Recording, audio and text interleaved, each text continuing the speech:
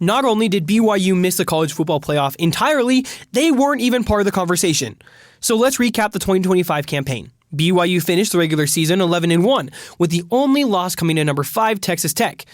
When the final rankings came out, the Cougars landed at number 11, the first team out of the playoff. And fans and plenty of college football analysts were stunned, especially since 10-2 Alabama and 10-2 Notre Dame were both placed ahead of BYU. And here's the part people can't get over.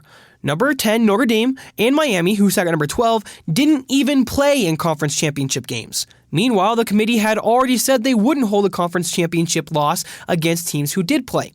Alabama got blown out by Georgia. BYU also had their bad loss. But only one of those teams dropped in the rankings, and it wasn't Bama.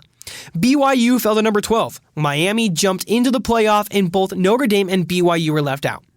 But honestly, the Cougars weren't even in the discussion to begin with.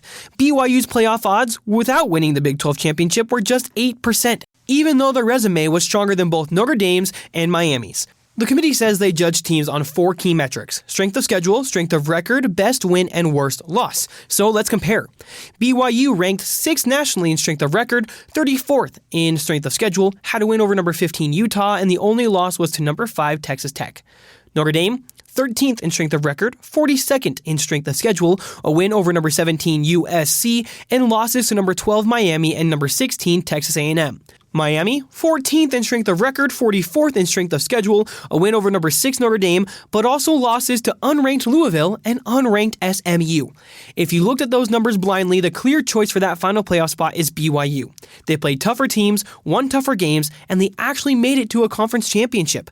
But somehow they still weren't considered. Their name wasn't even mentioned as a contender, which seemed to rub wide receiver Parker Kingston the wrong way. It makes you mad, and to have the conference championship as the reason why we can't go or get in, I think is not right. I mean, what's the point of even getting the conference championship if it's going to hurt your odds of getting into playoff or not? So that lingering question remains, and maybe it always will.